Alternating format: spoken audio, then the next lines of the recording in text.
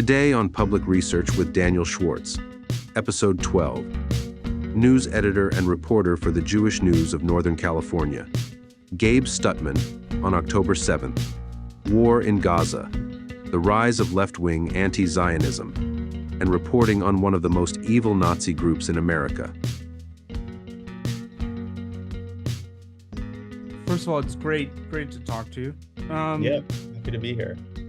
We have a lot to talk about. Do you mind if we start by just a few questions on the war in Israel itself? Sure. Because me and you, we're going to focus, I think, mainly on the domestic conversation about it. Right. And so, people would say, and I think it's a fair point, why are we discussing the Harvard president and not, the suffering and the war going on? So I wanted to start out by talking about what we're gonna be talking about the reaction to. So I believe the death count in Gaza now is 23,000. There's mass hunger. We've had some pretty disturbing statements from Smotrich. Said, this is a quote from Smotrich. He said, "If we act right strategically, there will be immigration and we will live in the Gaza Strip.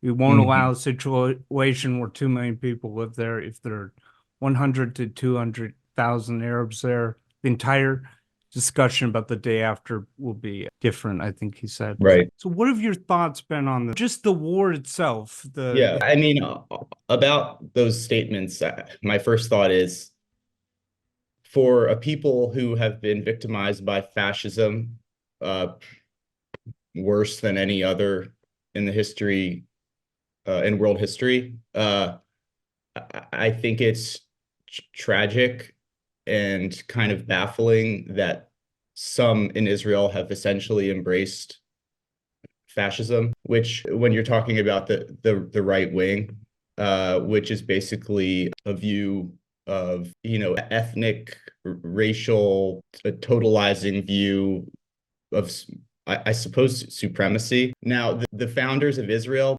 from Herzl on out, were not fascists, and the Zionist movement was never, in my reading of history, was not fascist. Herzl envisioned a democratic society in the Jewish state pamphlet and in other writings. So obviously we could talk about the rise of the Israeli right wing and the demise of the left over time. But so that's my first reaction to that. Now, when you look at the war itself, I'm not a military expert in terms of tactics and so on. It seems to me like their operation has been disastrous for the people of Gaza. I mean, obviously it has been. Now, Hamas, when you talk about famine and, Hamas is doing absolutely nothing to protect its own civilians. In fact, it's purposefully putting them in harm's way. And when you talk about humanitarian aid, there are reports of Hamas stealing it and, basically just working against the goal of getting humanitarian aid in. Their refusal to agree to ceasefire proposals, which would include the release of hostages, is unconscionable. So, in terms of who's to blame, clearly there's blame on both sides. Yeah.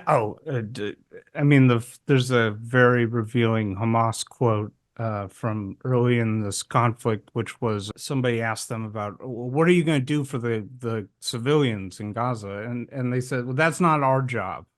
Right. That's the UN's job, which really reveals a lot.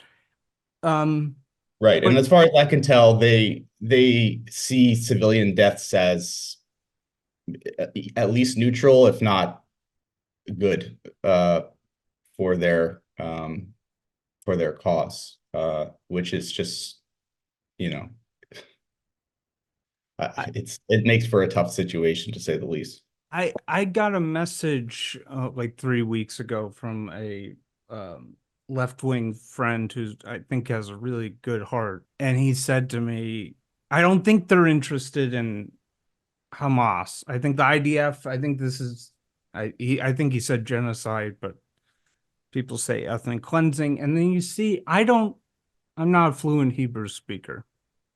So it's hard for me to tell, but you see these statements. I mean, there was this guy, Moshe Sada, a Likud member in the Knesset, was on TV, quote, "Of course we must annihilate all Gazans." Now, I hope that was a mistranslation, but there's been statements from individuals in the government where it gives me pause about I do believe they're going after Hamas. I mean, that's clear.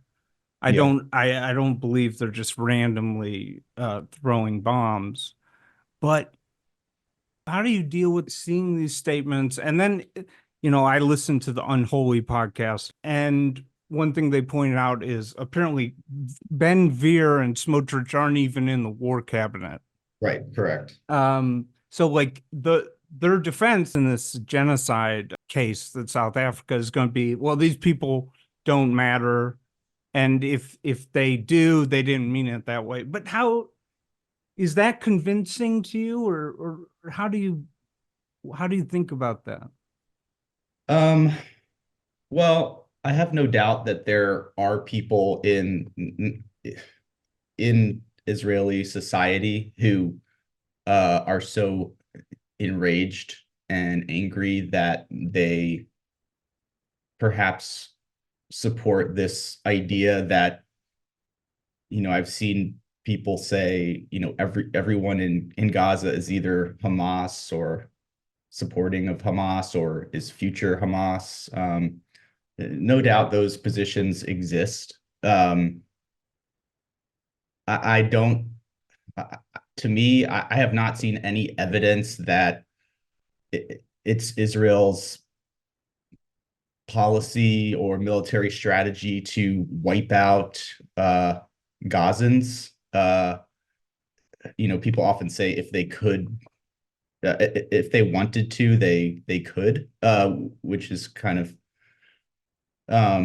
which is true. And I think Israel, for all of its flaws, I think there is pressure in Knesset and among the public to preserve its reputation on some level on the world stage. Sometimes it seems like they don't care, but they do when you look at how much they invest in public relations and hasbara, which is a word that actually means to explain, to give an explanation.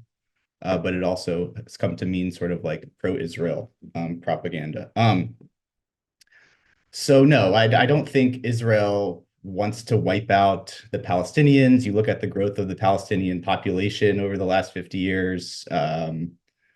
Israel has no strategic, I don't see the strategic interest in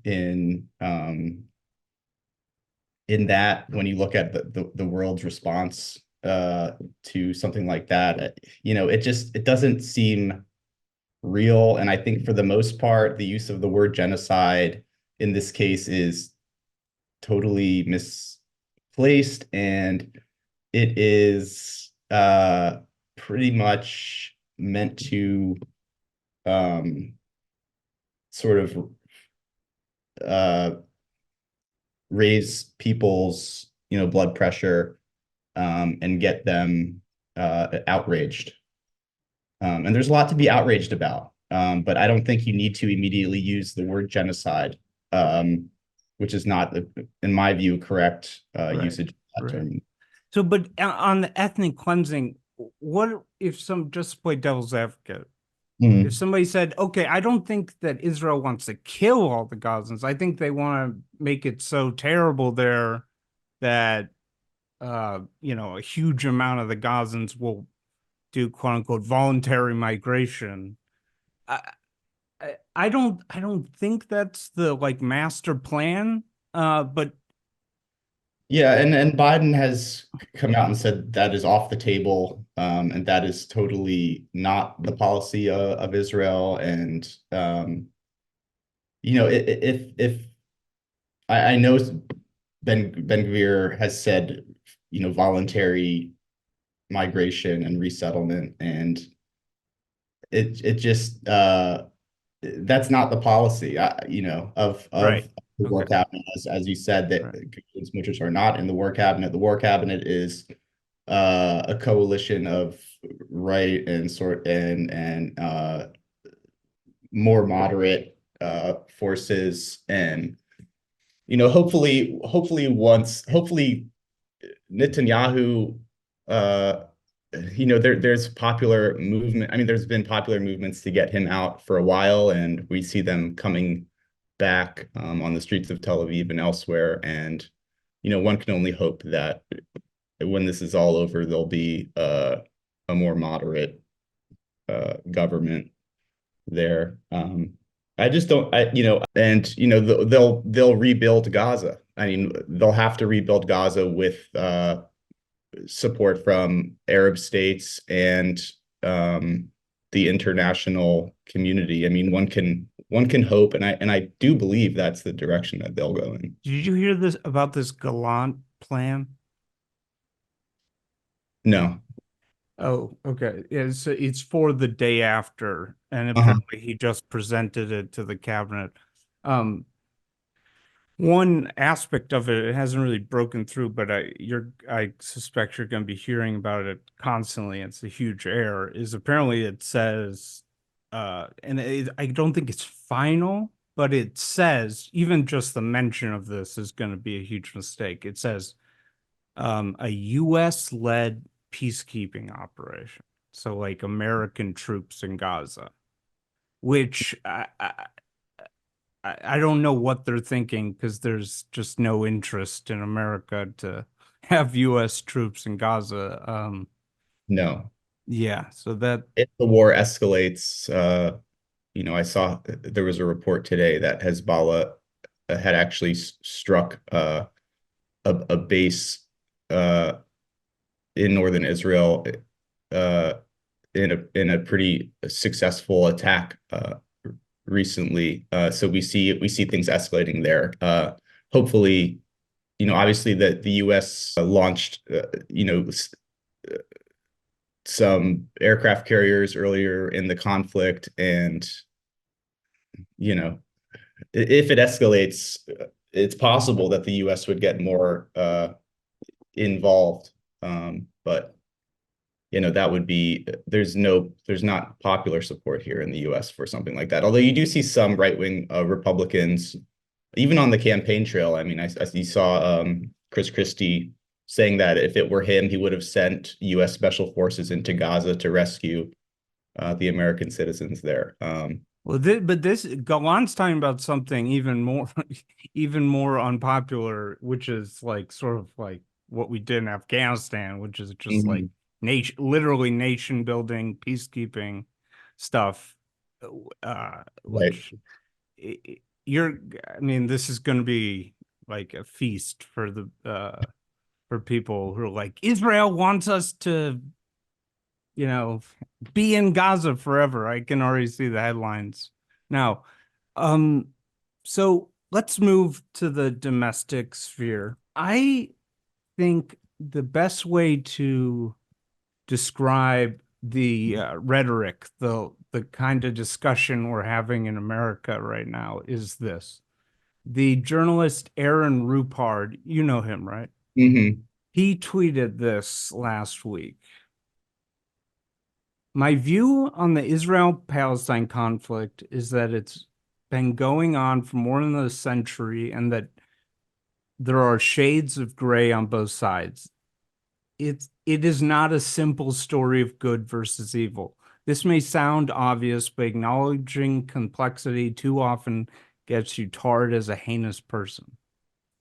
Hmm. Okay, that tweet caused a meltdown, and I'll just read three responses to that tweet. One is Israel is pure evil. Another is, it's not complicated. You're just a heinous person. Another was, all these Zionists are not hiding anymore and do not care to let everyone know that only Israel matters to them while holding an American passport. They should be expelled and their citizenship revoked. And he was like the villain for saying this is complicated. And I heard this meme after October 7th and the campaign began from people on the left of, it's not complicated. It's really simple. And Right.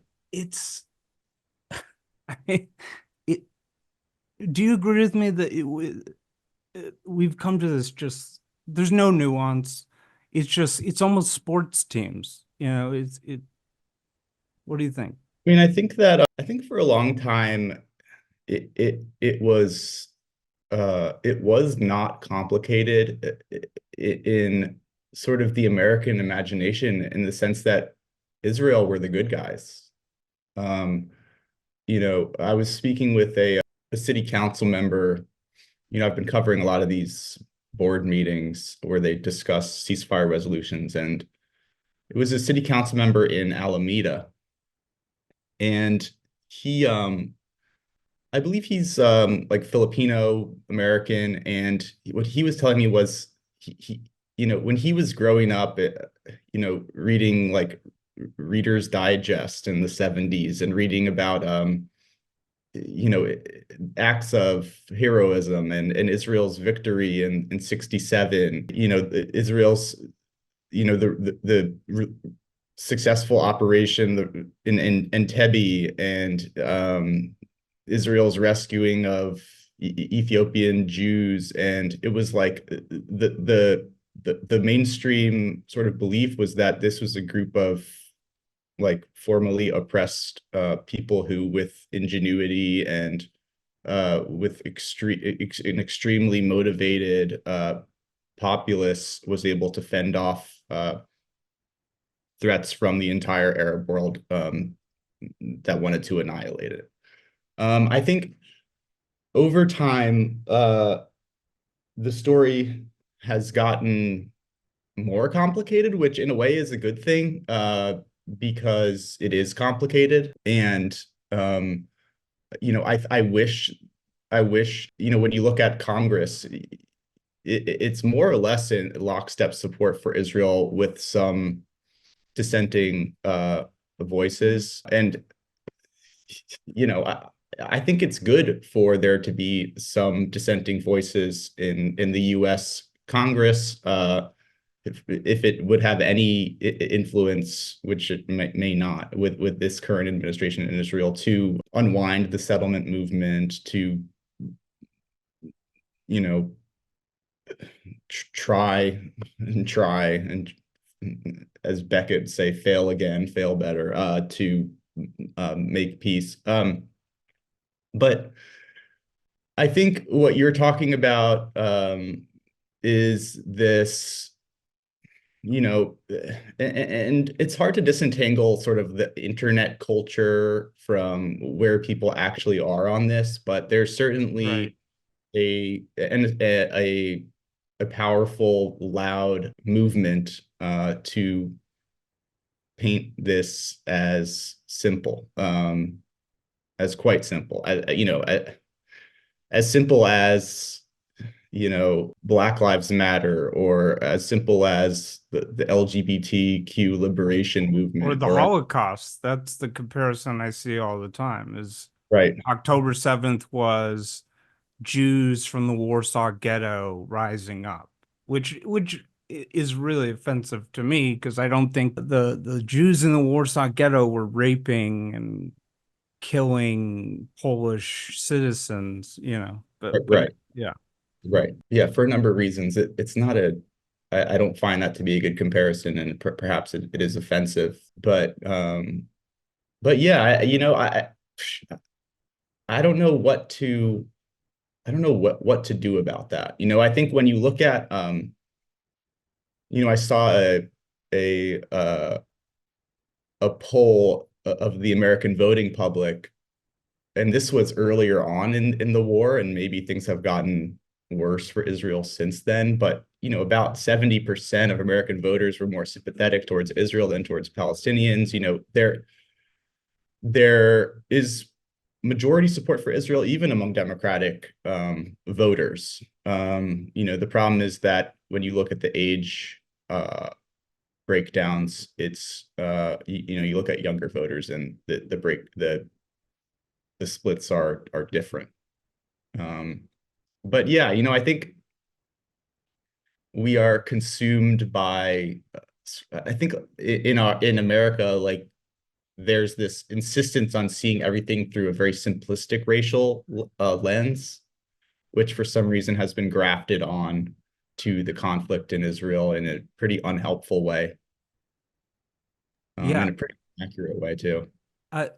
So I want to get into the young left's stance on Israel.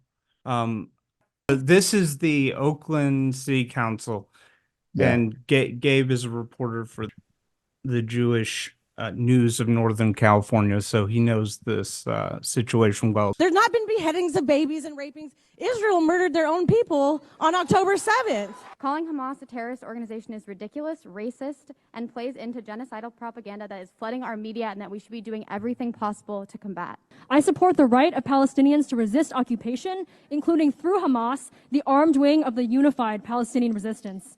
As an Arab, asking with this context to condemn Hamas is very anti-Arab racist. The notion that this was a massacre of Jews is a fabricated narrative.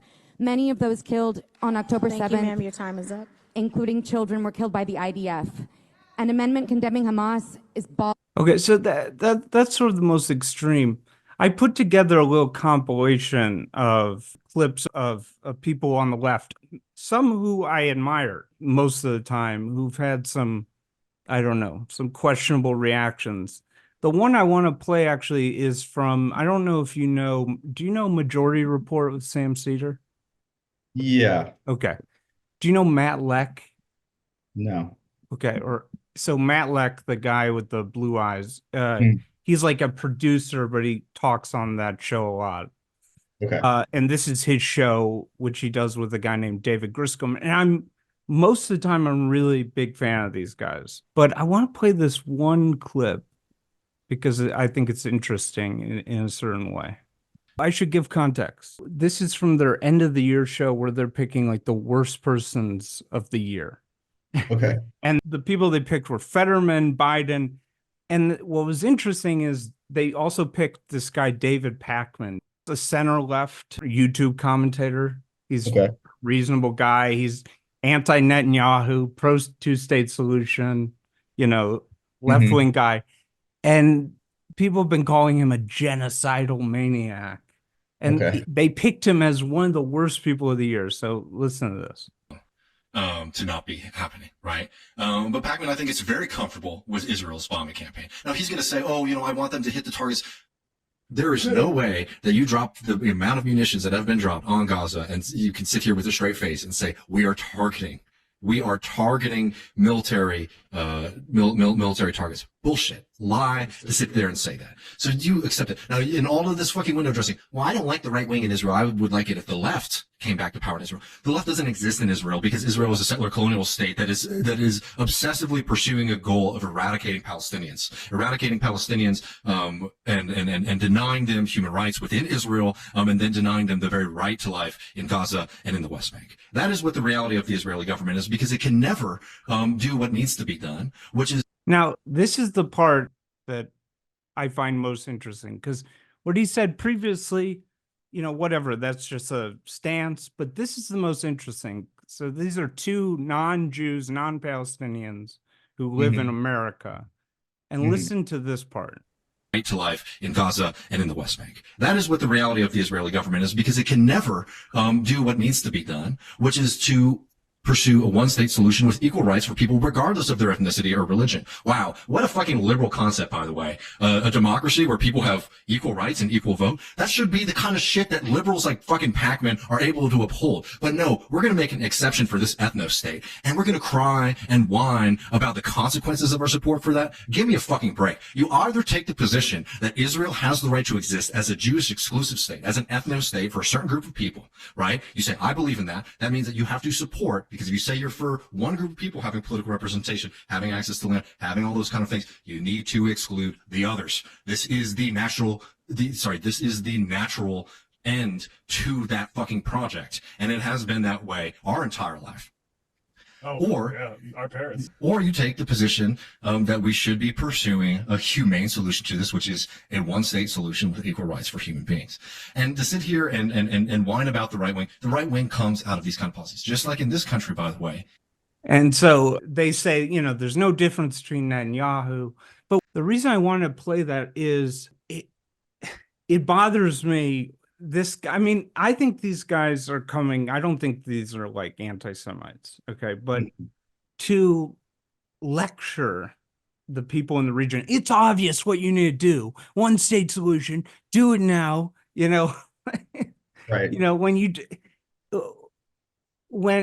then I want to get into it, which is I think there's a real, at least fantasy game about how a one state would work. But do you share this feeling that there's this sort of arrogance from, and I like these guys, but sort of these they're not Arab, they're not Palestinian, they're not Jewish, but they know what has to happen. Yeah. The thing that strikes me about this is, when we were talking before about young people and having a simplistic view of the conflict, and it's because they're getting their information from sources like this. I don't know I know my Majority Report, and I assume these YouTube channels have huge audiences in the millions. And this guy really has no idea what he's talking about. It doesn't seem like he's ever read a book about this. No, he has. He's read Elon Pape. Right, exactly. He's read Elon Pape, perhaps, but he might want to sort of branch out a little bit. First of all, he calls Israel, a Jewish exclusive ethno-state. Clearly he's never been to Israel. He's not aware of the fact that there's a quite large non-Jewish minority who of course do have a vote. There are, obviously anti-Zionist members of the Knesset, Arab justices and high levels of the judicial branch, Israeli Arabs, or as they sometimes are called, Palestinian citizens of Israel, who, as the phrase notes, are citizens of Israel. Obviously, there are problems with racial discrimination like there are here in the US and in other countries. So and the idea that Israel has always been a right-wing settler colonial ethno-state. Obviously, as we know, Israel, the Zionist movement was powered by, socialists in the Pale of the Settlement, and the Labor Party was dominant in Israeli politics from its start and for many years after that. So, the idea of, so his whole premise is wrong, and we could talk about a one-state solution and everything like that. But I suppose a one-state solution, a one-state called Palestine, is what he's talking about, with an Arab majority that includes many who wish to annihilate Israel. And what would that be like? It'd be like a Lebanese situation where different ethnic groups sort of share power in a rigidly defined arrangement. Yeah, I want to get into that. But one thing that clip exemplifies, and I wonder if you disagree, tell me. The passion is and again, there's a lot of things to be passionately upset about. Don't get me wrong. But I really think that anti-Israel it's one of the top issues among like sort of the young, really engaged people on the left. Like I can't, like for instance, Gabe, how many protests did you see against the Afghan war since 2008?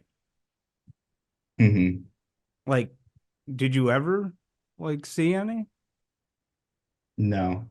Yeah. I mean, there were protests against the Iraq invasion, Yeah. but yeah, And we killed tens of thousands of civilians. I think 600,000 between Iraq and Yeah. Afghanistan Yeah. have. Yeah.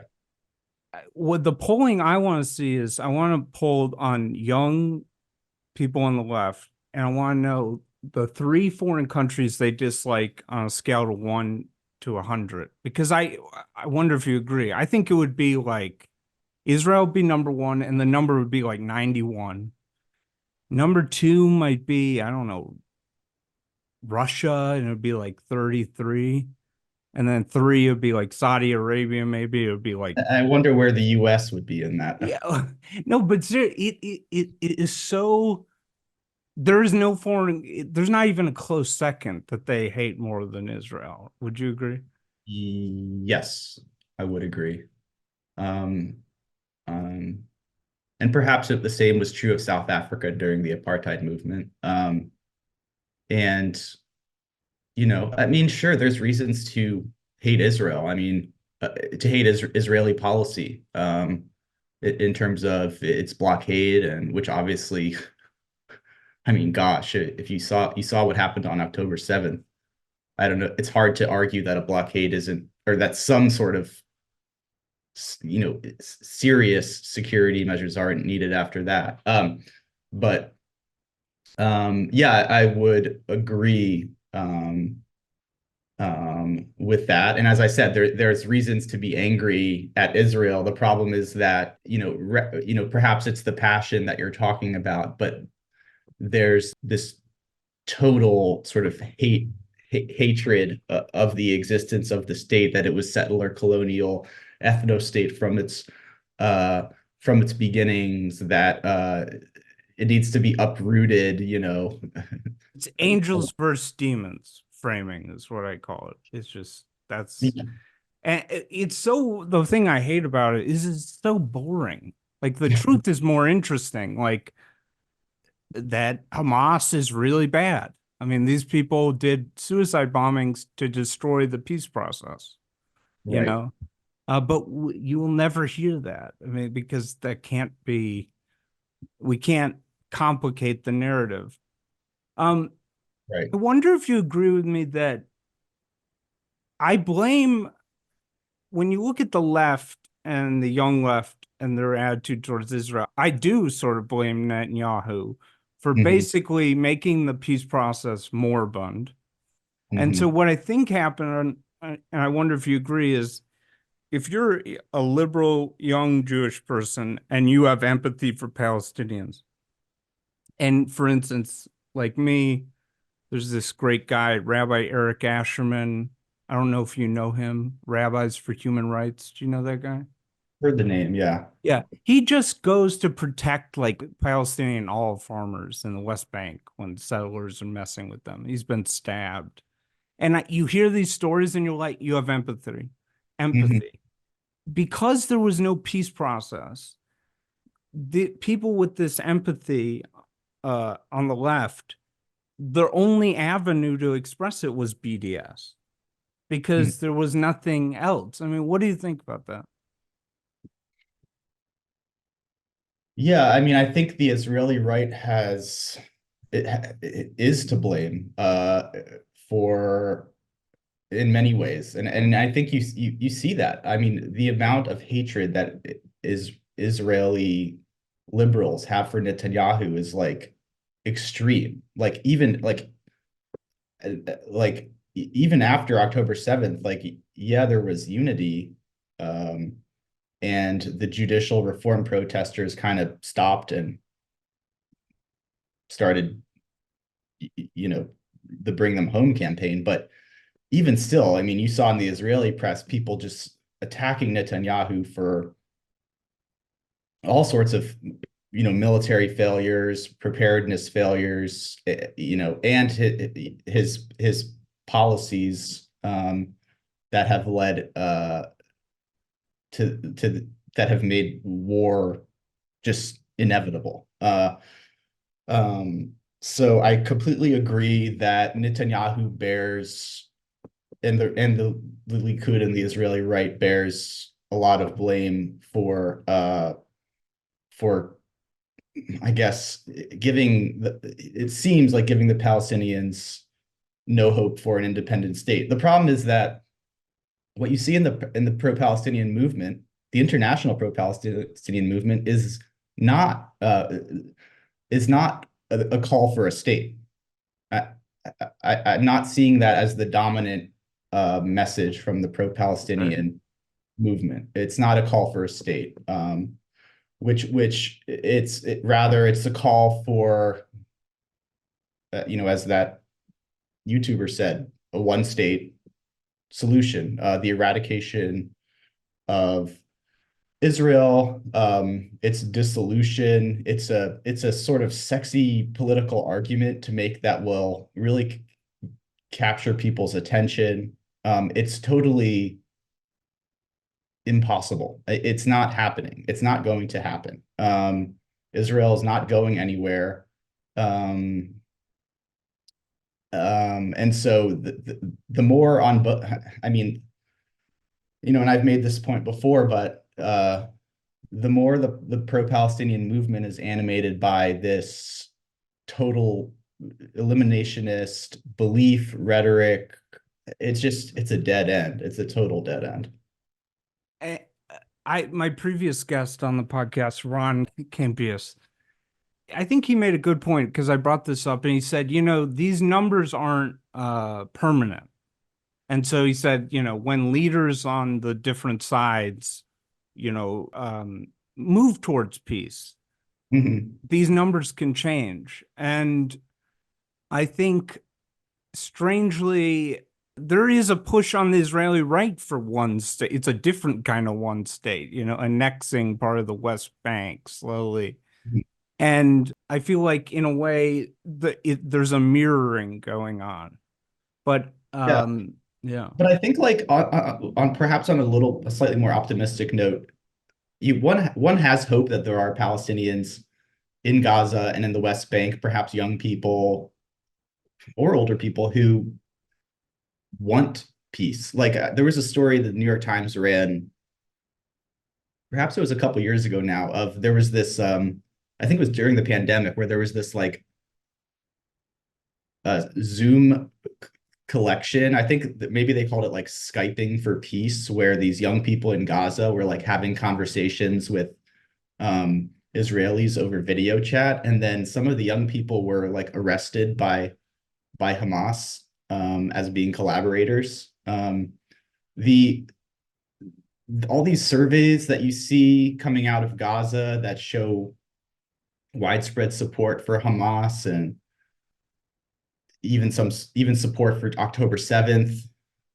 This is a repressive society where people fear for their lives and for their safety for speaking out against Hamas. I think it's almost impossible for us to get, I see some Twitter accounts here and there that are like the real Gaza. There's one that I've been seeing, this Palestinian sort of reporting from Gaza, maintaining his anonymity, because what he's doing is he risks imprisonment or worse, talking about how he condemns Hamas. So one can hope that there are more people in Gaza who want a side-by-side state, or some kind of configuration that ensures the safety of Jews and Palestinians, then the media, it shows us, and that because they're simply not able to get their messages out. And I would say, there's been polls that show that support for Hamas has risen in the West Bank. And I would say to Israelis, if you don't like that, you have to stop making the PA and Abbas, with all the problems you have with them, look like fools by constantly expanding these settlements. So what does that make Abbas look like? A collaborator who just lets Israel eat up more and more of the West Bank. Like if you were a young 18-year-old Palestinian, you wouldn't admire Abbas for allowing that. So yeah, they have to show a path towards. I just think the settlements. I support visa bans.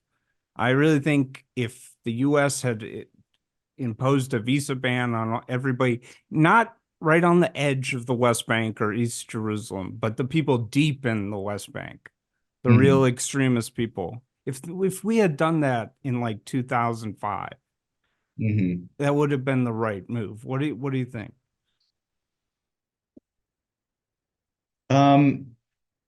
Yeah, on the surface, that sounds like that could be productive.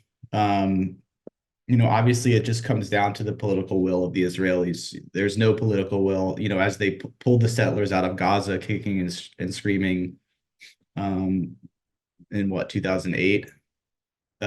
There's no political will for that, for the West Bank, and there won't be until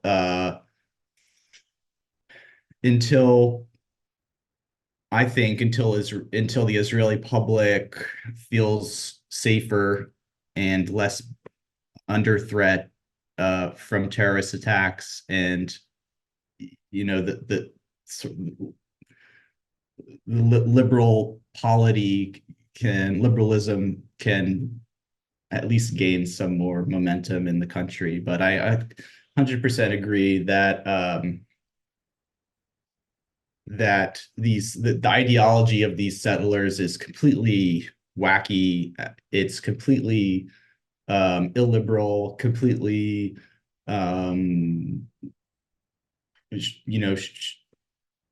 counter to peace and security, and American philanthropists should be held to task for supporting organizations that promote the settlement movement, which there's been some reporting on that in Haaretz and other places, and that's something that I am often looking into to see who, whether any of our philanthropists have a role to play in that. But yeah, I mean, it's a really, really tough problem that we probably won't solve here, but we can certainly dream.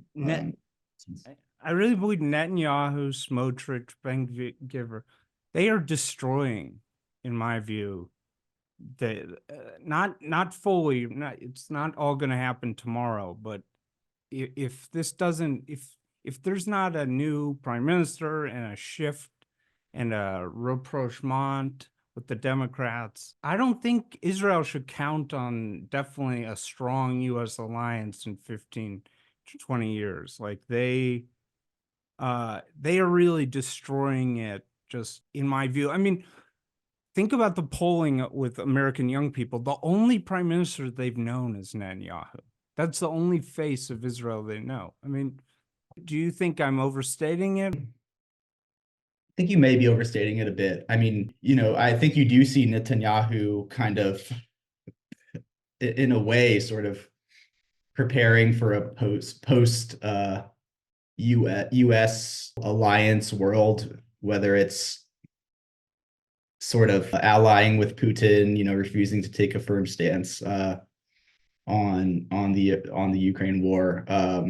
Perhaps, it'd be kind of ironic that with much of the anti-Zionism that we see on the world stage now echoing Soviet talking points during the Cold War era, for Israel to turn towards Russia now.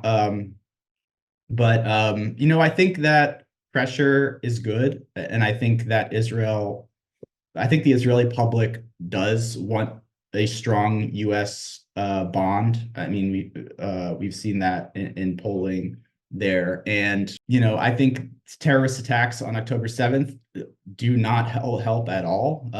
These terrorist attacks just increase fear in the Israeli public. They increase the public political, the desire and the power of security first politicians, which Netanyahu used to be the security guy, but now the trust is gone, and the worst part is they killed the peaceniks.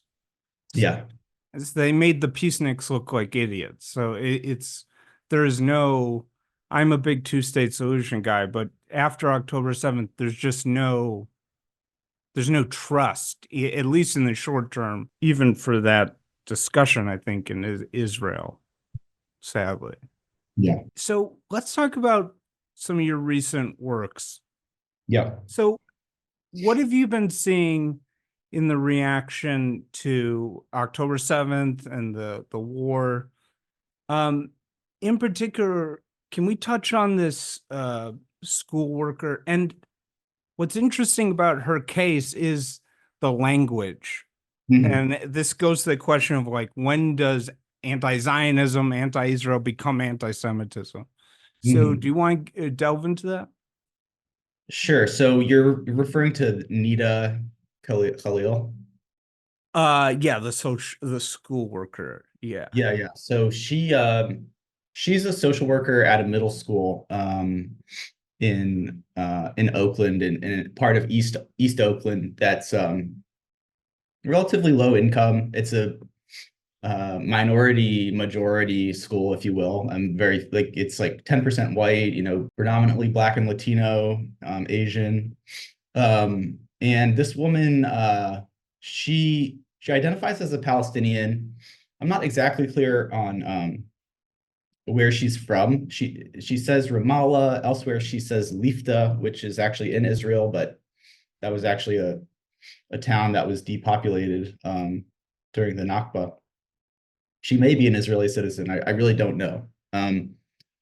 She, as I've heard from sources, that she's been having a very hard time since the war began. Her social media is full of retweets of, just the horrors in Gaza.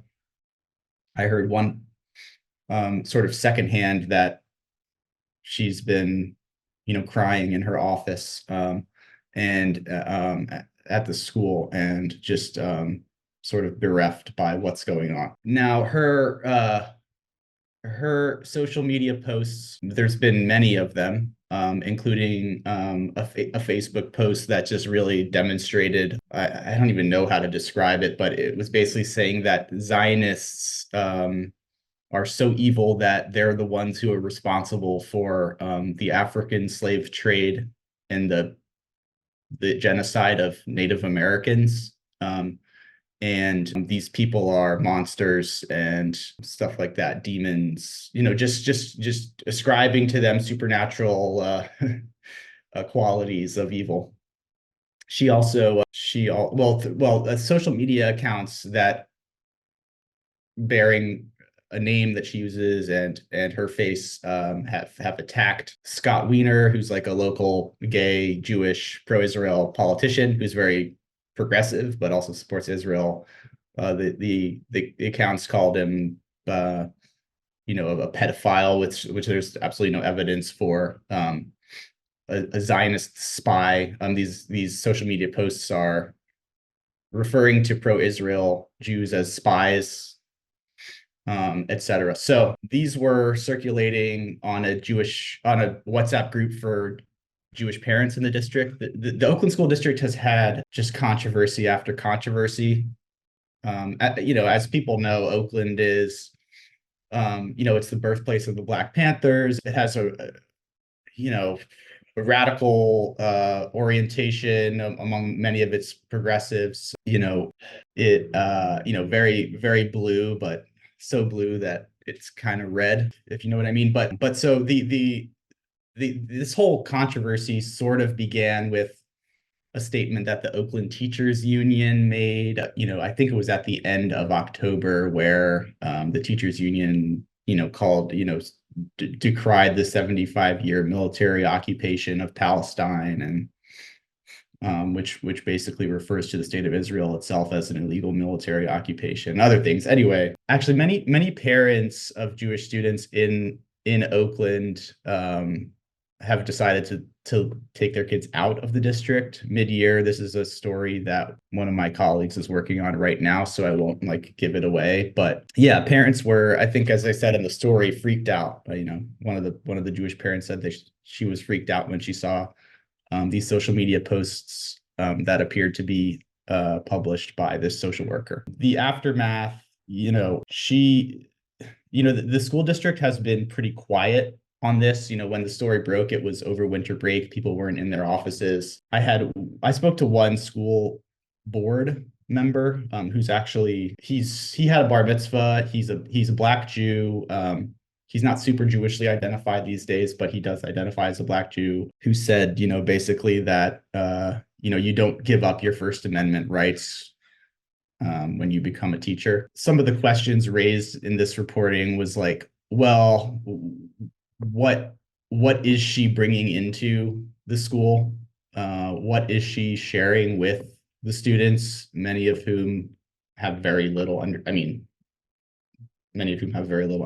of Israel, Palestine, the conflict, Jews. There's very few Jews at that school. This also came a few weeks after Oakland teachers held what they called a teach-in on Palestine, where a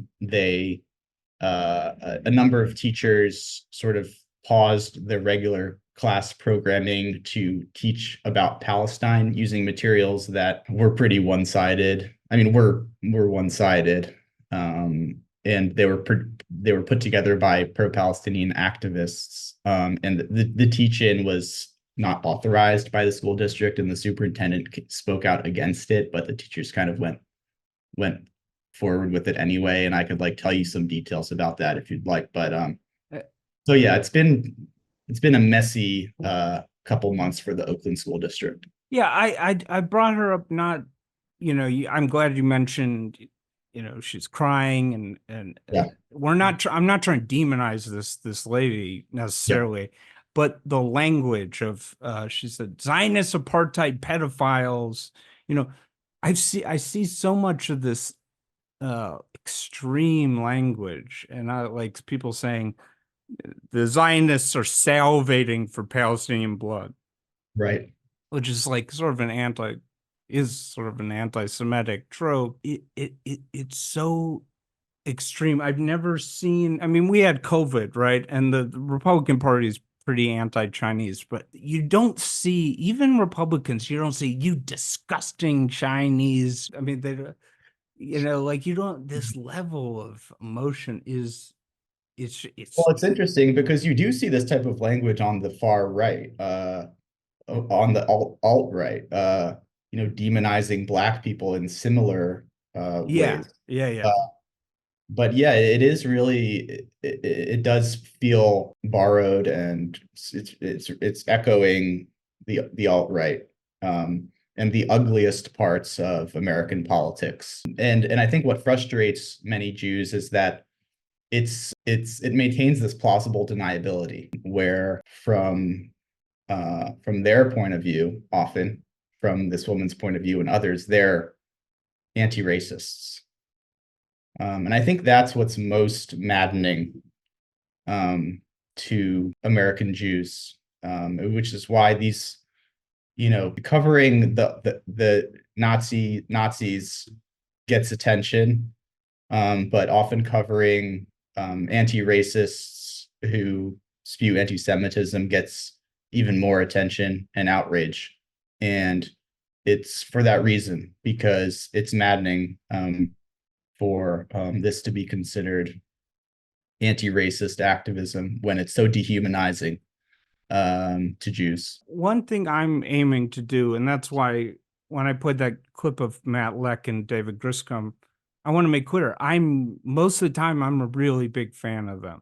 You know, they're pushing for universal health care. I'm all with them. On this issue, I have some issues, but I would love to speak to them.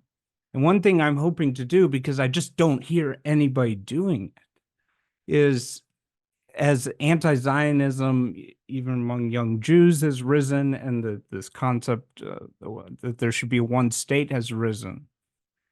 The most obvious questions I just don't hear being discussed ever. Things like, you know, for anti-Zionist Jews, like, okay, how many Jews do you think would be left in this one state after 10 years? Because for me, I think it's probably 50 to 80% might leave in 10 years. Just from like some extremist group doing a massacre and the government can't stop it. And you know how things like that work. And then the obvious question of, okay, a world without Israel, aren't the Jews just back to the helpless place they were in the 30s? Just what's the plan? Are we just going to beg countries to help us the next time a Hitler comes around? I never hear it discussed. Never. Do you? No, I don't think so. And it also, to me, it strikes me as such a wild hypothetical for Israel to disappear. And if it did happen, it would be very bloody. And it's not going to just happen.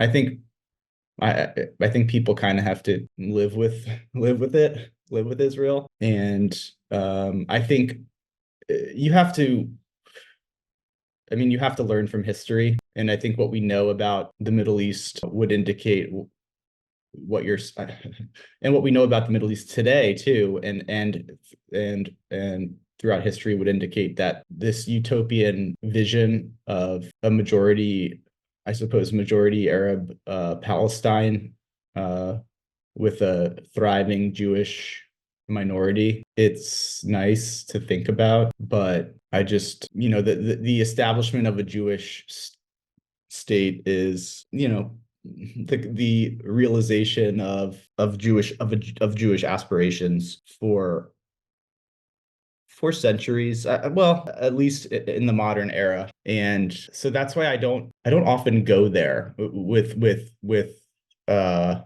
because it's, one can dream about the dissolution of the United States government and sort of the return of the land to the Navajo and the Seminole and But Israel is tiny, though. I mean that it's a little bit different from America. I mean, this is becoming the dominant idea among like young people on the left. I don't know if you saw this recently, but people have been attacking Rabin, saying the peace process was fake, that the Palestinians have never been offered a state because on day one, Arafat wouldn't get like an Air Force or something.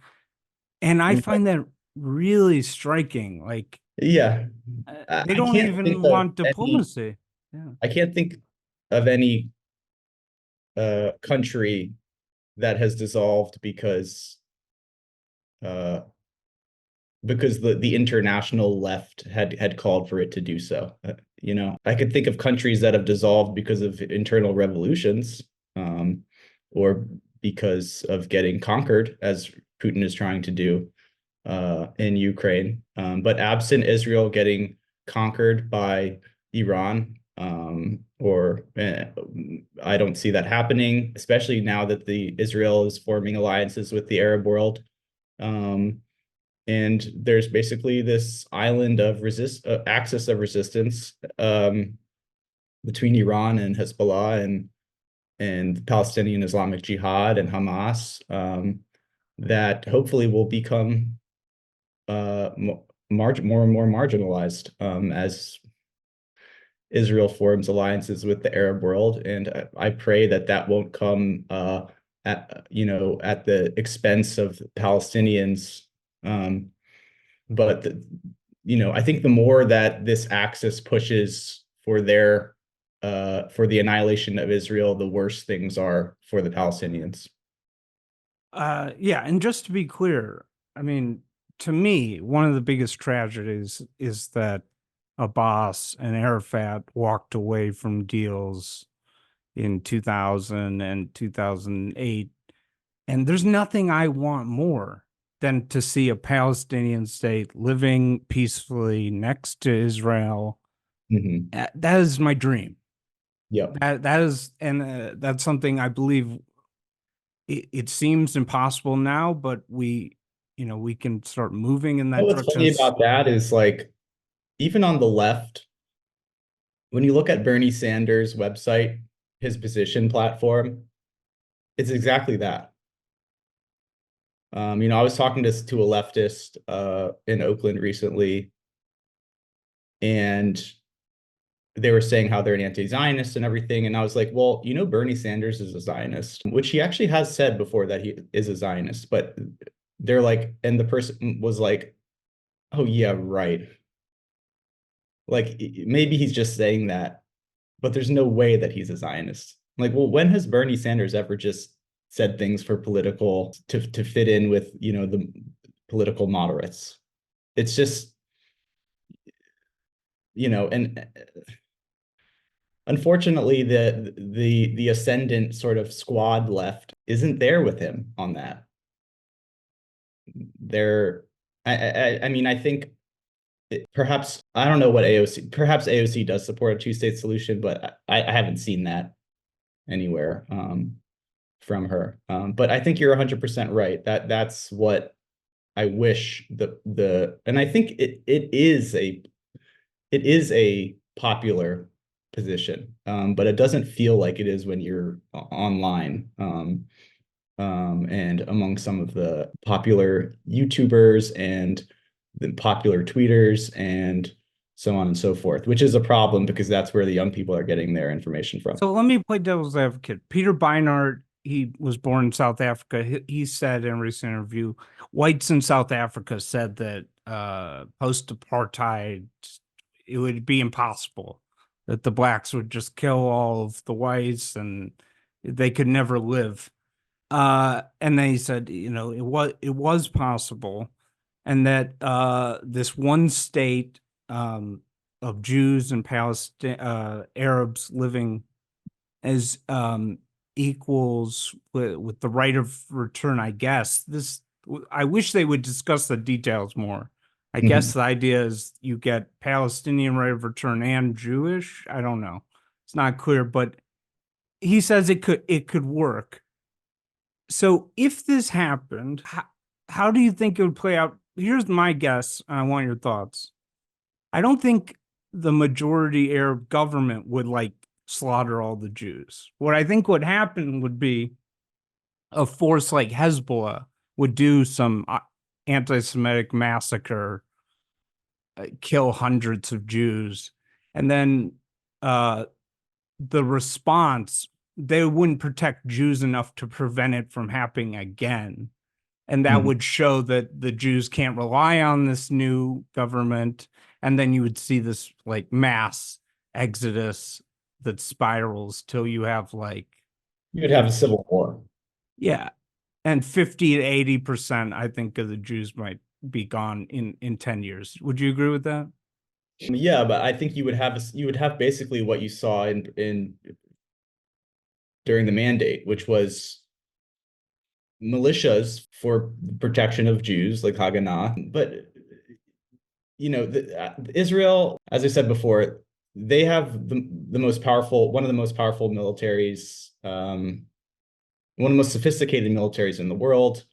They have one of the most, throughout history, Israel has had the most motivated fighting force that we've seen in the modern era, which people don't often talk about as some of the reason for their military victories, going back to 48. These are people who are fighting for their existence, and the existence of their families, whereas the invading Arab armies were not, so I don't think that Israeli Jews are going to be laying down their arms anytime soon. And so, it just seems like it would be a disaster. And maybe Peter Beinart thinks otherwise. It's perhaps a beautiful, idealistic vision, but it doesn't seem to be one borne out by history. And what do you think a post-Israel world would mean for Jews in America and around the world? Well, I think to get to that point would have seen incredible slaughter of Jews, but I think it would. I mean, we live in the United States of America. We live in a golden age for Jewish flourishing, which is rare when you look at Jewish history. Certainly in the last few centuries, and it doesn't seem like something that Jews can really count on.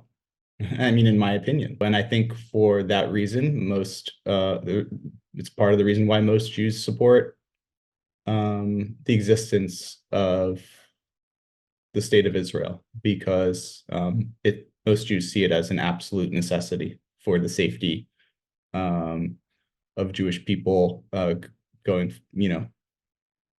even though Jews haven't been that safe there, but it certainly has seen a unbelievably thriving Jewish community in that country. I mean, you can't really argue against that, that it's been a success in that it's seen Jews thrive in so many different ways. So yeah, it's hard to imagine a post-Israel world, partly because of what it would take to get there. It would be ugly. I want to make clear, I so admire Ben Lorber. He's one of the journalists I respect the most about it. He's done great work on the Gen Z right. He's an anti-Zionist Jew. Yeah. And he has tremendous empathy for the hardships that Palestinians have gone through. And I think we need to listen to these people. Okay. Yeah. And I want to have these people on my show. But there is this paradox of anti-Semitism is increasing in America. And at the same time, a lot of young American Jews want to get rid of the Jewish safe haven. So there's no escape if things. And I really want to have this discussion. I agree with you. This assumption that America is always going to be a safe place for Jews, in 20, 30, 40 years. That's not clear to me. I don't even know if they assume that. To me, it has an air of sort Principle. of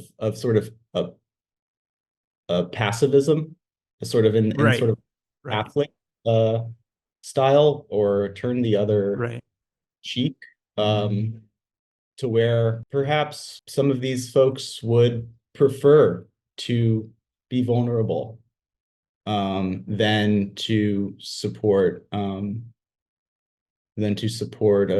Israel with a powerful military that they view as doing great harm to Palestinians, which in the long run I feel is wrong, because I value Jewish safety greatly, and I think it's a civilization that is vulnerable, and it's always been vulnerable throughout history.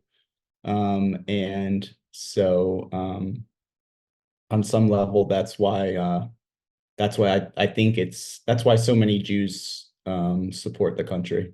One thing that bothers me that show I played, Griscom and Leck, they often do this analogy, is the Algeria analogy.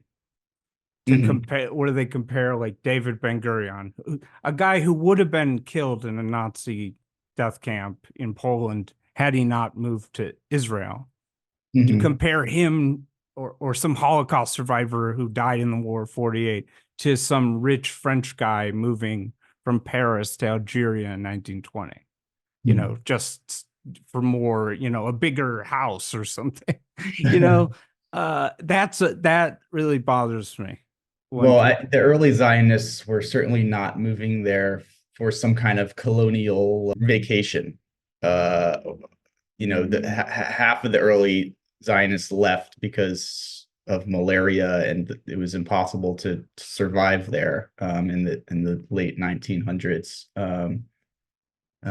These were people who were fighting to survive, in my view, and I think in the view of many people. And yeah, it's really hard to compare it to French colonialism or British colonialism or something of that nature. Although they were settlers, they did form settler colonies.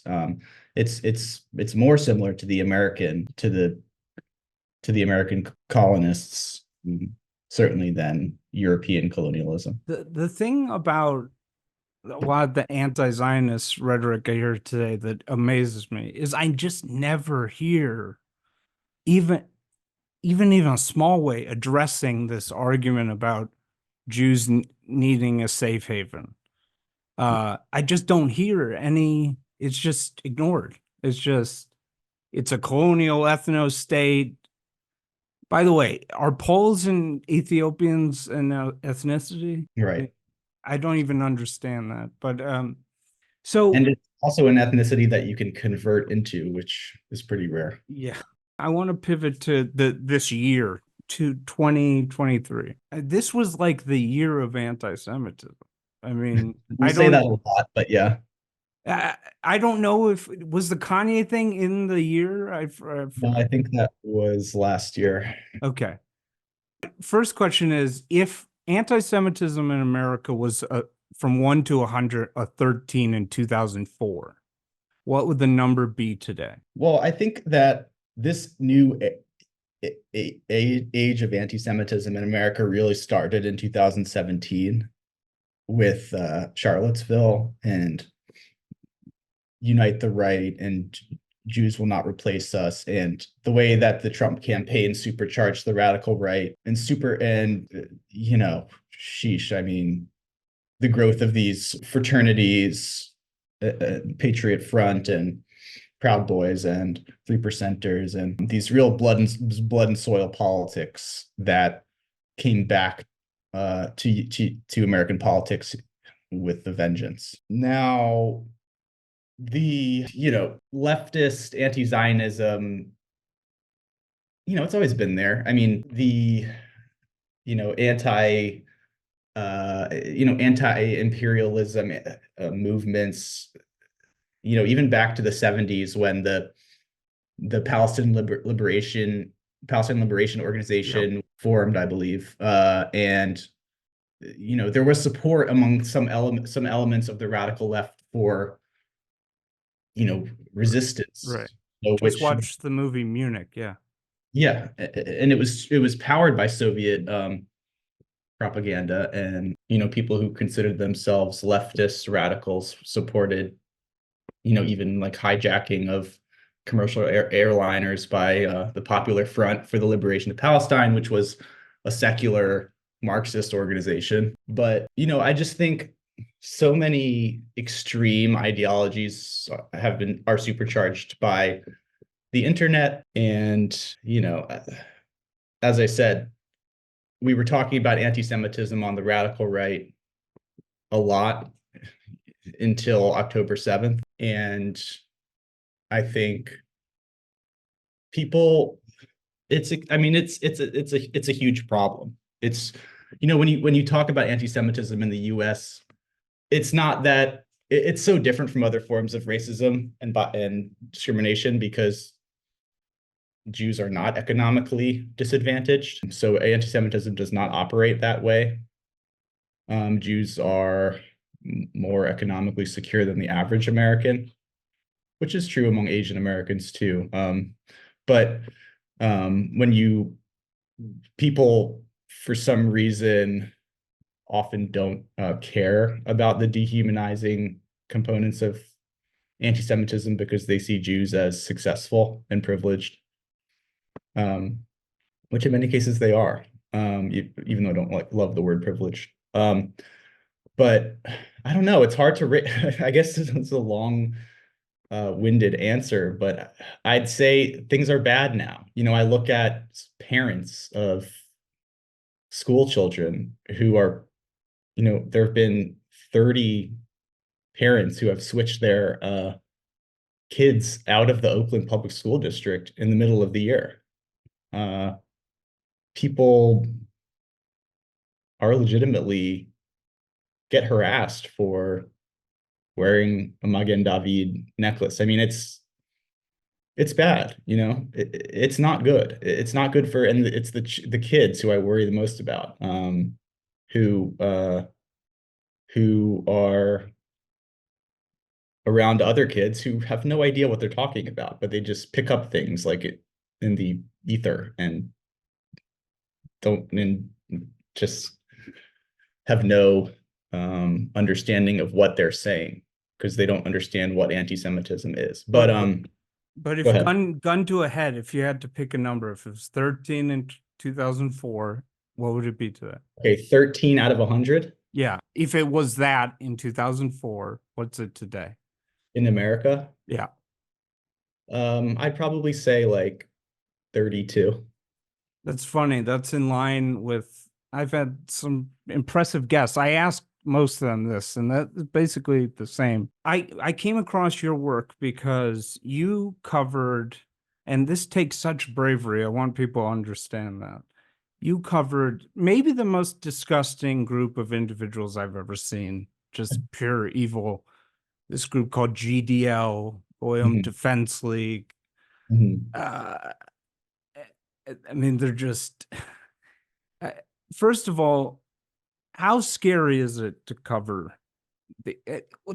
Tell us about them. Is this all just because the leader, what's it, John how do you say his name? Minadio. Minadio. Is this because he failed at his rap career in Hollywood? Can you just tell us about this group and what it feels like to report on such scumbags? Sure. So this group is powered by sort of the demented charisma of this one man, who is, I believe he turned 40 last year, maybe 41, John Minadio, who is from the Bay Area, grew up in Novato, which is a city in Marin County, I believe. Sometimes I get my counties. Yeah.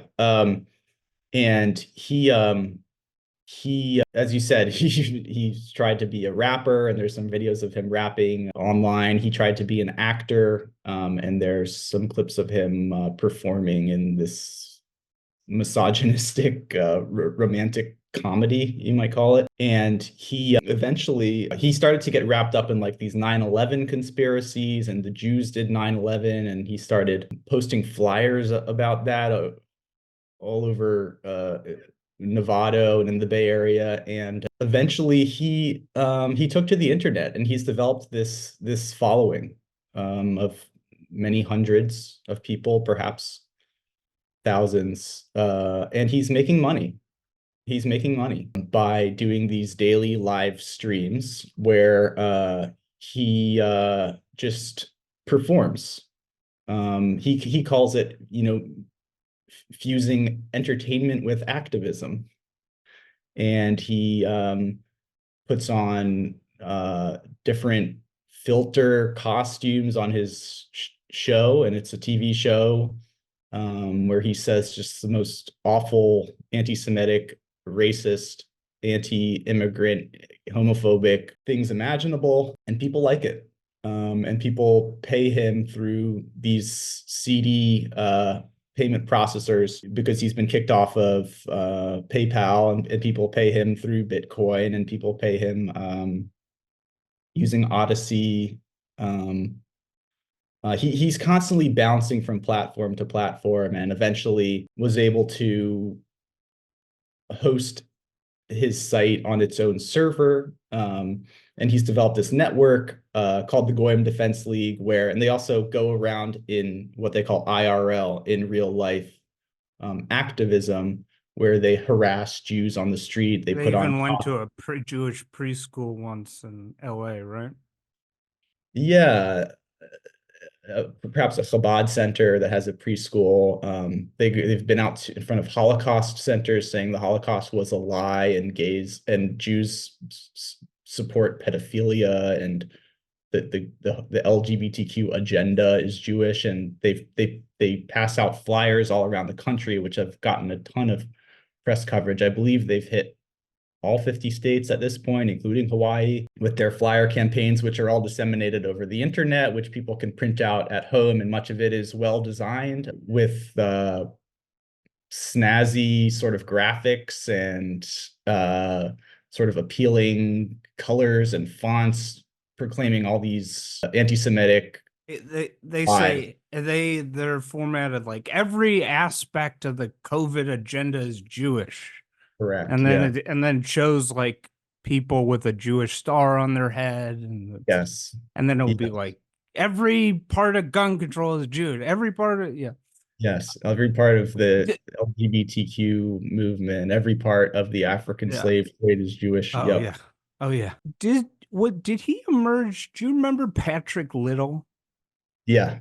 Okay. Isn't that how he emerged? He was like his underling for a bit before that guy had sort of disappeared, or was that his origin? Yeah, that was before I started covering this. Okay. But yeah, Patrick Little was I guess he was a politician, sort of ex-Marine living in a boat, who was spewing anti-Semitism and attempted to run for flying a blimp that said Jews rape kids. Yeah. Yeah. Yeah, and I've talked to some of John's sort of friends from high school, and they were like, yeah, he wasn't like into this stuff back then. He he was always interested in drama, and he went to community college to study in part to study drama. And that's what he always wanted to do, was to be an actor and to be a celebrity. And so he's found his celebrity with this. It's just in a way that's extremely harmful. You know who else is a failed rapper? Stu Peters, another huge anti-Semite. Yeah, and these people want an audience, and he's full of hate, no doubt, but he also just wants to be watched. He wants, he wants to be famous. I think I saw a live stream that GDL did in Austin where they protested outside the police station. And I think it might have been the most evil group of people I've ever seen. Like, and it was just, there was a guy in the video who was especially evil named Arian Bacon. Now we know who that is now. Yeah. And then interesting story. There was another guy in the video who was shouting. He was shouting on the corner, "Jews suck.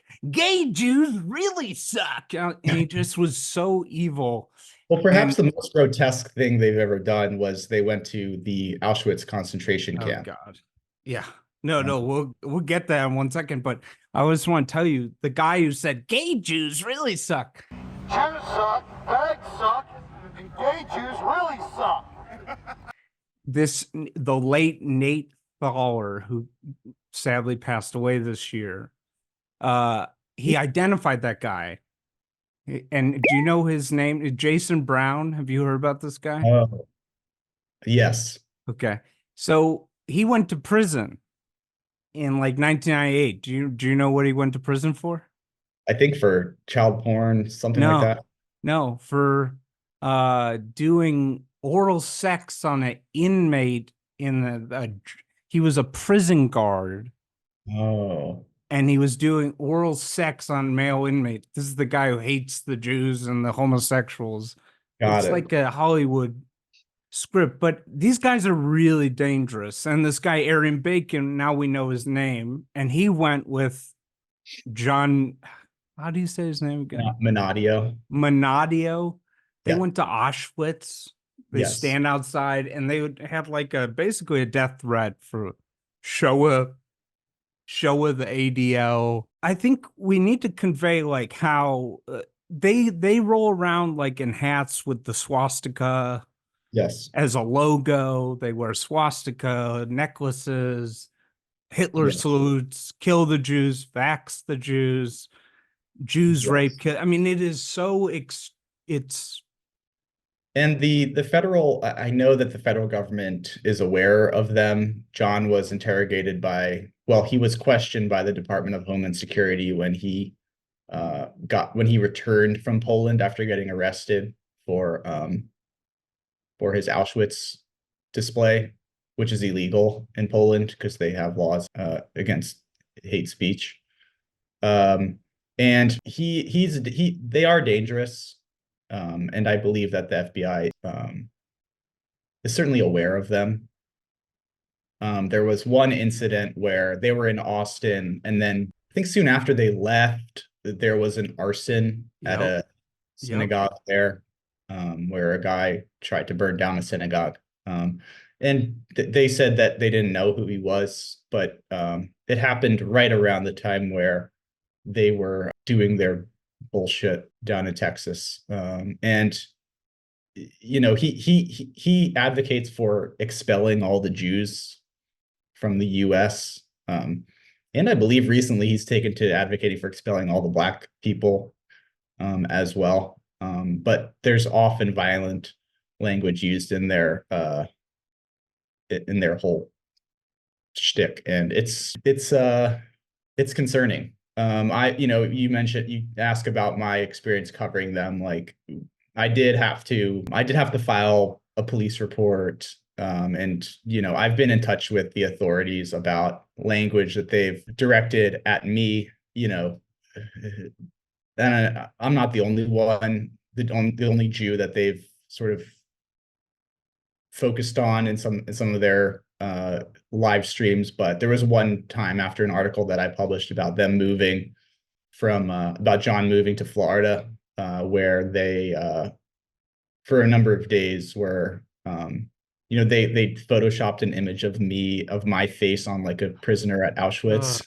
Oh, God. And Jonathan Greenblatt. And they said that they had my address and stuff like that on their live stream. So we did have to involve the police at that point. But it's you have to stay vigilant when you cover these people, as anyone who covers these radicals. And you have to have some faith in law enforcement's ability to track these people, which I believe they are. And I also monitor them myself. Is Wilson the guy Arian Bake? What's his name? Yeah. Robert Wilson. Robert Frank. Robert Frank Wilson. Yeah. Okay, so this is one of the most vile anti-Semites in the group, and he runs this audio-visual supply company out of like San Diego or something. San Diego, yeah. He Is might be in jail now, but Oh, okay. Is he still on the run or is he in jail? I'm not sure. I know that he was arrested after he did a stunt at the Anne Frank house in where's it, Amsterdam, where he projected an image onto the Anne Frank house that was saying that like it was all a conspiracy, or something about how ballpoint pens were in existence then, which is part of a conspiracy that the Anne Frank diaries are a hoax, something like that. So he was arrested for that. I'm not sure where he's at right now. He was also arrested in Poland after their Auschwitz stunt. They can't decide if the Holocaust happened or if it was awesome. They just they sort of waver. But this is starting from Kanye. I'll put it in this year. Okay, it was a month over. But basically, the year started with Kanye, Alex Jones, just huge.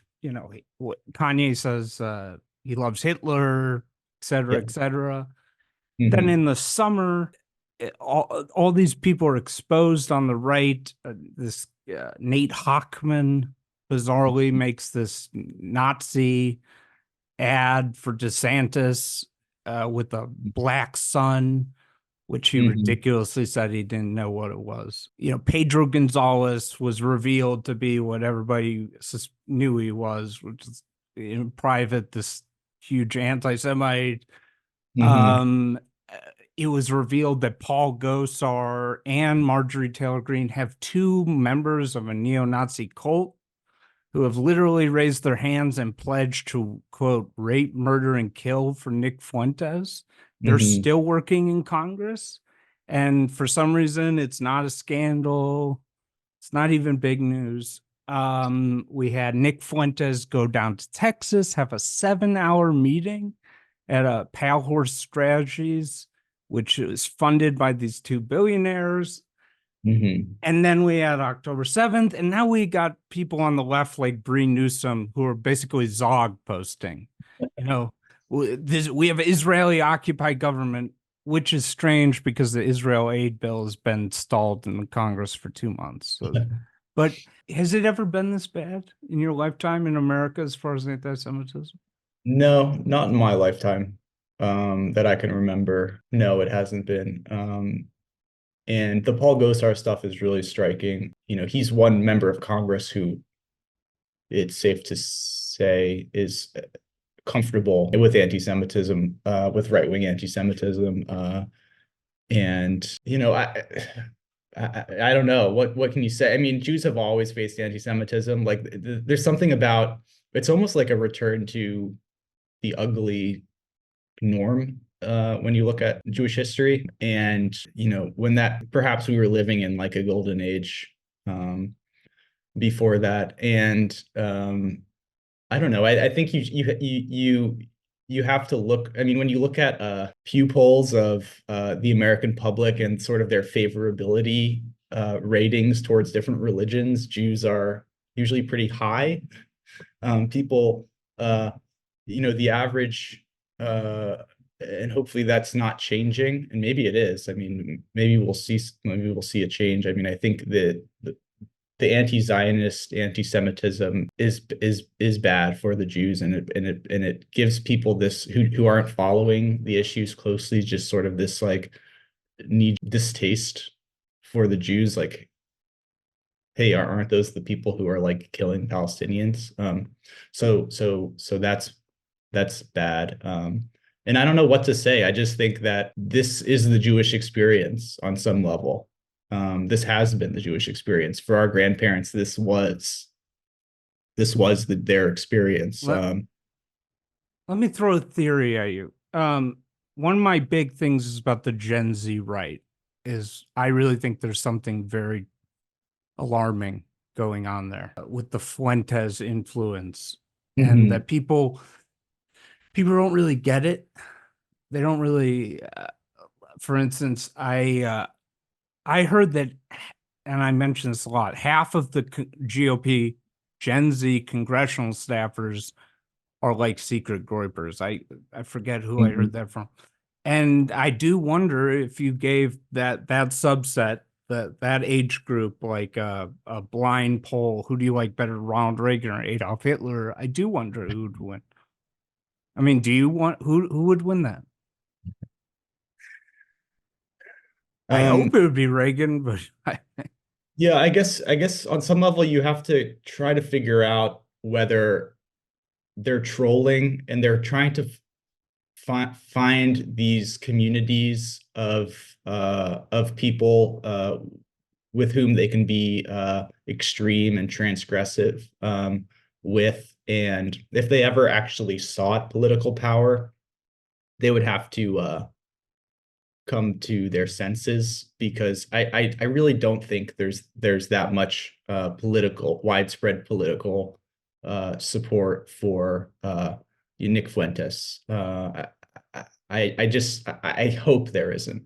You know, I hope there isn't. And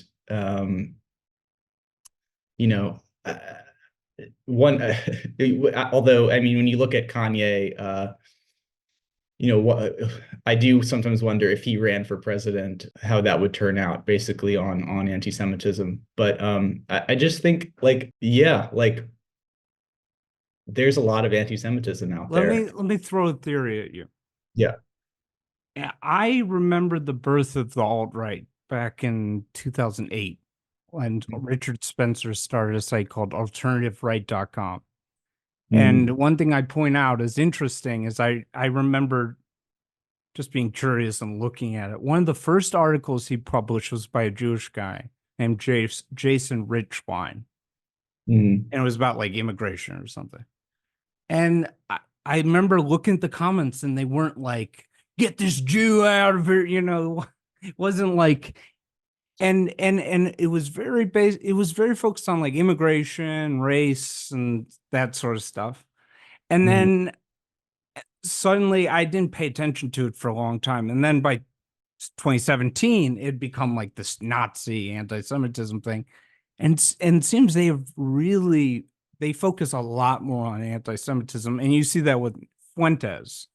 That's sort of his strategy is let's unite behind anti-Semitism. So here's my question. I think anti-Semitism is growing because because as our society becomes more diverse, to build a big tent far-right coalition, anti-Semitism is a calling card that, you know, there's a Pakistani immigrant kid named Ali Jamal who's a groyper.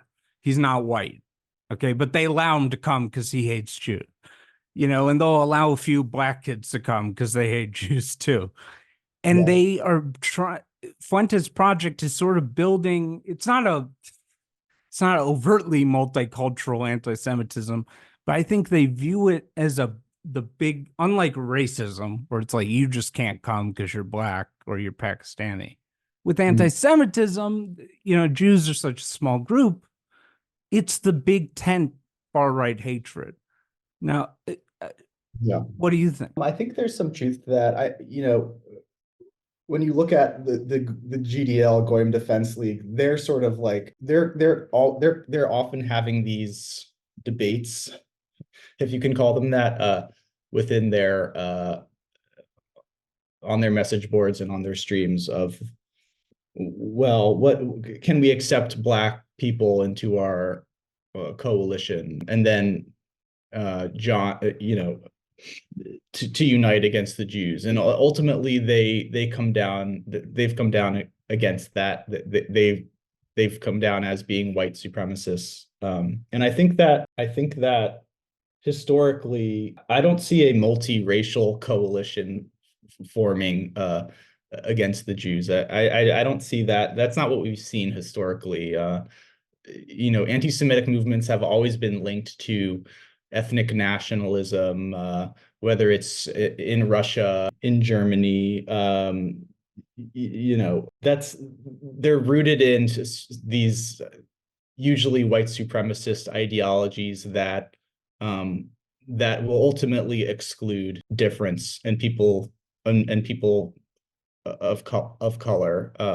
And I think that, like, historically, American Jews have formed extremely strong political coalitions specifically with Black people in America, which has benefited Jews and Black people in America, which are two of the most prominent minority groups in the country. And so I guess that I don't see that happening. And I think most people who aren't online all the time, they kind of just want to live in like a free democratic society. I don't think most people are wrapped up in these ideologies and these visions of a racially pure country. I think that these are niche views that would really take an exceptional set of circumstances to breathe life into them such that they become an actually powerful political movement in this. Okay.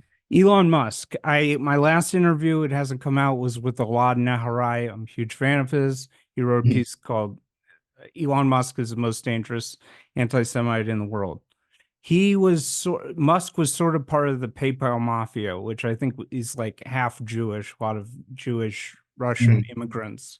Yeah. So he does, right? He has lots of Jewish friends, but he's also liking tweets by neo-Nazi Keith Woods, and he gave the Nazis blue checks. Is he an anti-Semite? Well, I did see what did he do? On Twitter, he sort of agreed with a guy who was talking about the Great Replacement theory that Jews are orchestrating mass migration And have a quote dialectical hatred of whites, I think it said. Yeah.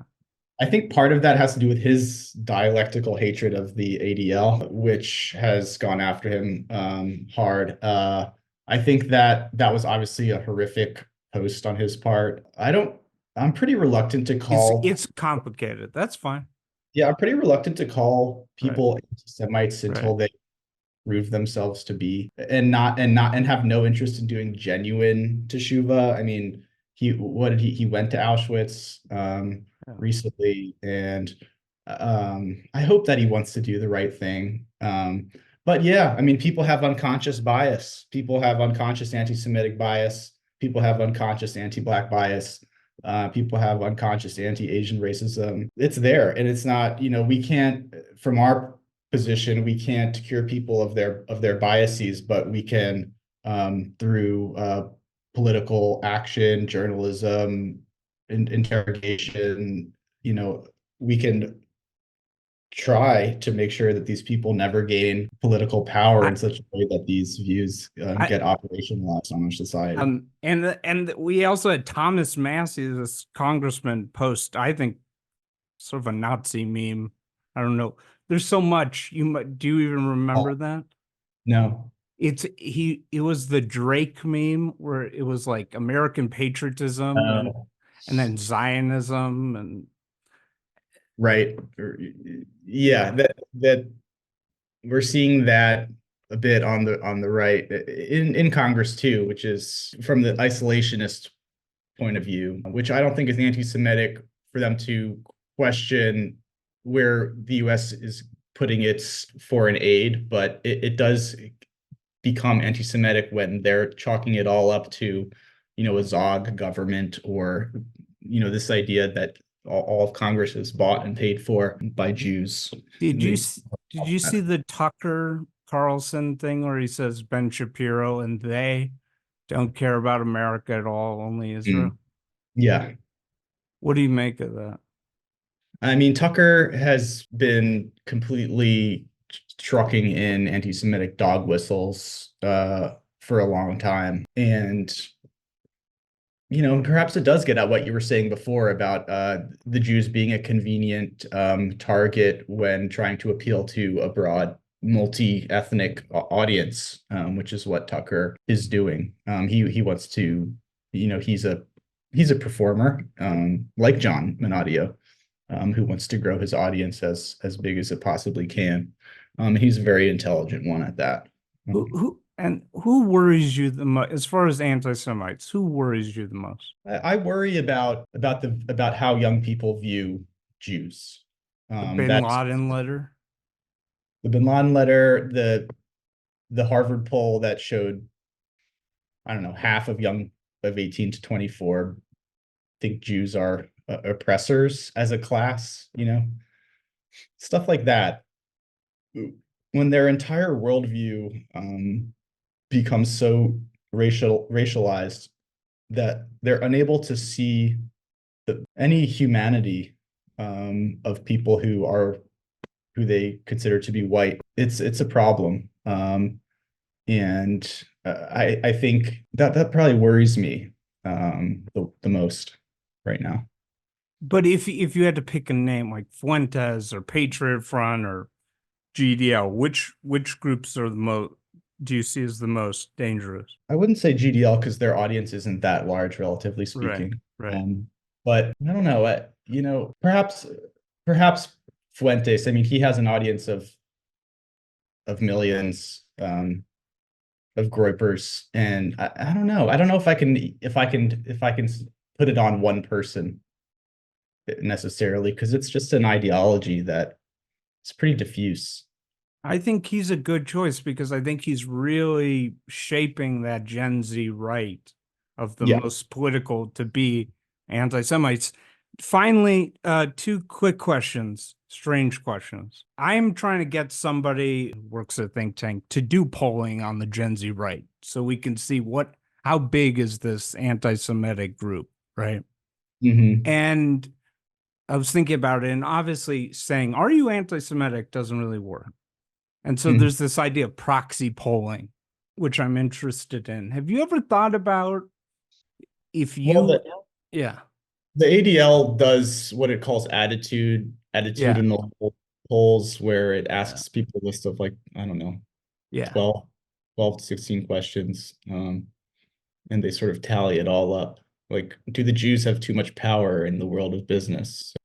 Stuff like that. What I was wondering is, have you ever thought about I've thought about what would be good proxy polls to sort of trick people into, like, for instance, if you just polled Gen Z Republican staffers and you said, this is just a generic American history poll. And the seventh question was, should America have entered World War II? I feel like that's a question where they'd feel safe enough to be like, I could just say I'm a pacifist. But that number, have you ever thought about what would be good proxy poll questions? Or yeah, I mean, if you ask somebody like should America establish Christianity as its national religion, something like that, I'd say you probably get a lot of affirmative responses on the right these days. And questions that the ADL asks I think are useful too. Like, does I don't know what they ask stuff like, should Jews have less power in the world of politics, stuff like that, and many people probably might say yeah. But when you mention Jews, then the people start lying, and, like, it gets their necks. I'm fascinated with the idea of, can we trick them into feeling comfortable to, like, the question was, do certain small ethnic groups have too much control, or, just anyway. Yeah. The thing is, in covering anti-Semitism is, like, I try not to get too worried about people's privately held beliefs. What really matters is how people are acting with what they're putting out, what they're explicitly saying, what ideas are gaining political power over other ideas, like, that we value, like liberal democracy and freedom of speech and freedom of religion, which are still ideas that have a lot of popular support in this country. So if you get too worried about people's private beliefs, you'll never stop worrying. There's a lot of money in the fight against anti-Semitism being poured in. If somebody came to Gabe Stutman and said, here's $100 million, or what have you thought about what you would or wouldn't do with it? For one, I want to say those Jew belong billboards they're terrible. They're not good. They do it wrong. I know what they're trying to do, but I don't think they do a great job. Yeah, I would use it to try to strengthen the interracial, multi-ethnic alliances, starting with young people, to just try to educate young people about who Jews are, what their real story is, what their role has been in American history and in world history. And I don't know, maybe do like something like a Seeds of Peace. Are you familiar with that organization, which sort of brings Jews and Palestinians together? Oh, yeah. Summer camp in rural Maine. But I think people need to be face to face. Not, things can't be done that effectively over the internet, or even in and billboard for, and people, some of the anti-Semitic bullshit that people spew on the internet, they wouldn't be doing so if they were speaking face to face with somebody. So I think as much as we can, if I had 100 million, maybe I'm not sure how to scale it, but I would definitely start with kids, and I would start with building an interracial and interethnic solidarity movement, or at least rekindling it. 1948, they come to you, they say, we can do Israel and Alaska or in Israel. Which would you pick?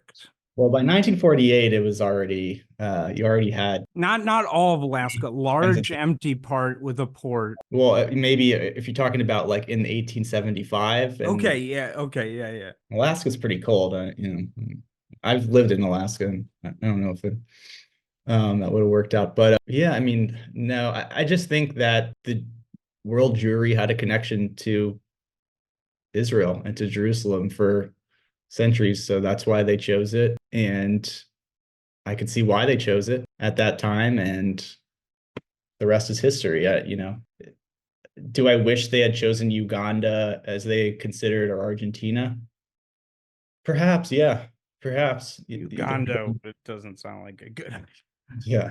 It wouldn't have been a good idea. Right. I mean, anywhere they would have gone, they probably would have encountered people living there already. And unfortunately, it hasn't gone. The relations with the folks who were living there has not gone well. And there's blame on both sides, for sure. Let's leave the viewers with some book recommendations on these subjects. I'm curious what yours would be.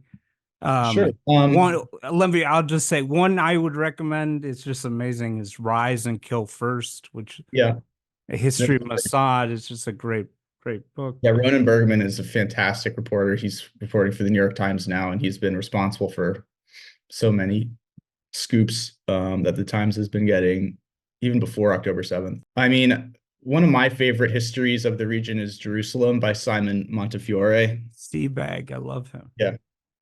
He's great. I have Benny Morris's Righteous Victims on my table right now, which is also excellent and pretty riveting if you have an interest in the subject. So those are two that jump to mind. I think there's also a book called A Lethal Obsession, which is a long book by Robert Wistrick, which is about anti-Semitism and its history.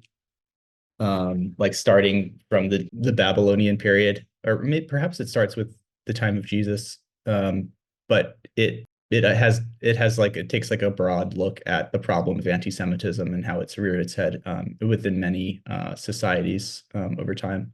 Have you read Pape? Yeah, I've read some of it. I have it on my bookshelf. I plan to. What are your thoughts on it?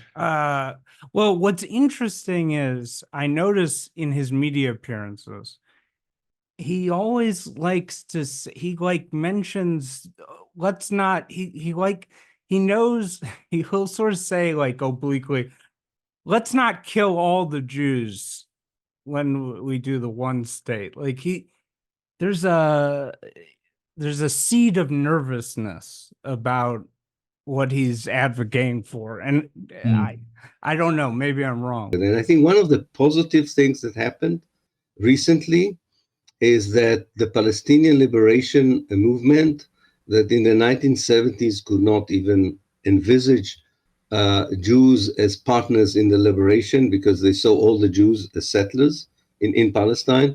There is a realization, especially in the younger generation of Palestinians, that the reality of 2023 is different from the reality in 1948. Namely, the settlers are an organic part of the reality and will be an organic part of the future. And therefore, I think there's a different kind of conversation. Emma already pointed out to this, of not just liberating Palestine and making it an Arab Palestine without Jews, but a Palestine which will be a multi-ethnic, multi-racial country where, of course, all the evils of the past should be rectified as much as possible, including the expulsion of the refugees, but one that should offer something for everyone, not just the oppressed, but also those who were part of the oppressor. But for this, again, this needs to be the discourse of the political leaderships in the world.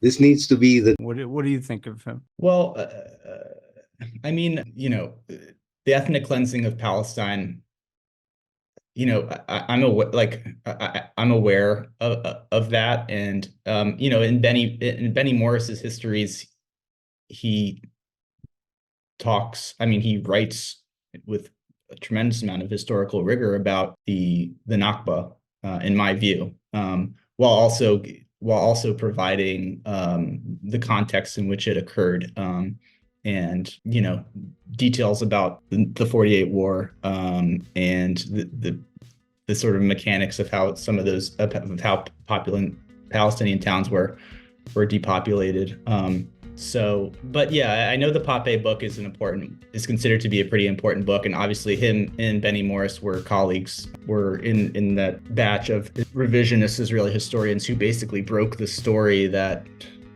when was it, in the 70s, that using declassified documents, that the Nakba had even occurred in the way that it did. So it is important for people to read about that for sure, and I suggest that people do. Okay, Gabe, thank you so much for your time. It was fun. Great to talk to you. Thank you so much for your work, man. Thanks. I appreciate it. Let's be in touch.